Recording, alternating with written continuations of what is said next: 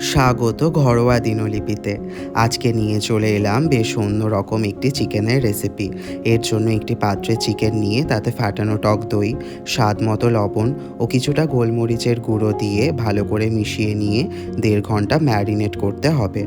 অন্যদিকে একটি কড়াতে তেল গরম করে তাতে শুকনো লঙ্কা ও গোটা গরম মশলা ফোড়নে দিয়ে ম্যারিনেট করে রাখা চিকেন দিয়ে হাই ফ্লেমে কিছুক্ষণ ভাজতে হবে।